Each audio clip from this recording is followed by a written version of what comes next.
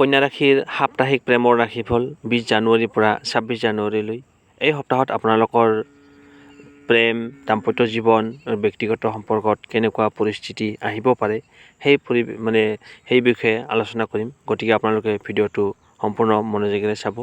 মই মধুনাথ আৰু আপোনালোকে চাই আছে মোৰ ইউটিউব চেনেল MG ৰাশিফল। গতিকে ভিডিঅ'টো সম্পূৰ্ণ চাব। আৰু যিসকলে এতিয়ালৈকে মোৰ চেনেলটো ছাবস্ক্ৰাইব কৰে নাই তেওঁলোকে ছাবস্ক্ৰাইব কৰি অল নটিফিকেশ্যন প্ৰেছ কৰি থ'ব, যাতে যেতিয়াই মই নতুন ভিডিঅ' আপলোড কৰোঁ নটিফিকেশ্যনৰ দ্বাৰা আপুনি সৰ্বপ্ৰথমে চাব পাৰে। কন্যা ৰাশিৰ জাতক জাতিকাসকল, এতিয়া আপোনালোকৰ সাপ্তাহিক প্ৰেমৰ ৰাশিফলখিনি শুনক।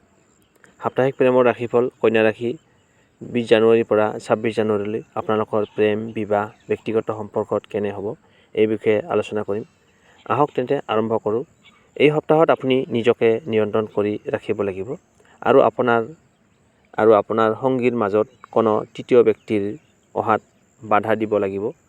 এইকাৰণে যদি আপোনাৰ প্ৰেম সম্পৰ্কত কিবা অসুবিধা চলি আছে, তেনেহ'লে তৃতীয় পক্ষৰ ব্যক্তিক আপুনি কথাটো নজনাব, নহ'লে তেওঁৱে আপোনাৰ অসুবিধাৰ সৃষ্টি কৰিব পাৰে। অন্যথা ইয়াৰ বিপৰীতে সুবিধা লোৱা ব্যক্তিজন আপোনাৰ সমস্যা বৃদ্ধি কৰিব পাৰে।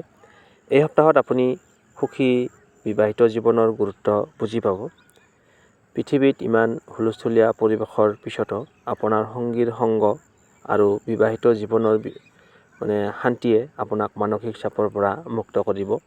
আপোনাৰ যি ইমান দিনে মানসিক চাপ ভুগি আছিলে, তাৰ পৰা এই সপ্তাহত আপুনি মানসিক চাপৰ পৰা মুক্ত হ'বলৈ সক্ষম হ'ব।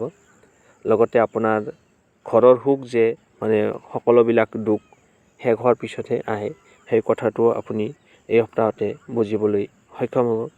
কন্যা ৰাশিৰ জাতক জাতিকাসকল, সাপ্তাহিক প্ৰেমৰ ৰাশিফলখিনি শুনি কেনে পালে জনাব। ভাল পালে লাইক এটা কৰি আমাৰ মনোবল বঢ়াব আৰু কমেণ্ট বক্সত ওম শুক্ৰায় নমঃ এই শব্দটো লিখিব। ইয়াৰ ফলত আপোনাৰ দাম্পত্য আৰু প্ৰেম জীৱনত ভাল পৰিৱেশ আনি দিব। ওম শুক্ৰায় নমঃ এই মন্ত্ৰটো আপুনি প্ৰতিদিনে 11 বাৰকৈ জপ কৰিব ৰাতিপুৱা। তাৰ ফলত আপোনাৰ প্ৰেম জীৱনত ভাল ফল লাভ কৰিব। আকৌ লগ পোৱাৰ প্ৰতিশ্ৰুতিৰে আজিলৈ বিদায় লৈছোঁ। ধন্যবাদ। ওম শুক্ৰায় নমঃ, ওম শুক্ৰায় নমঃ, ওম শুক্ৰায় নমঃ।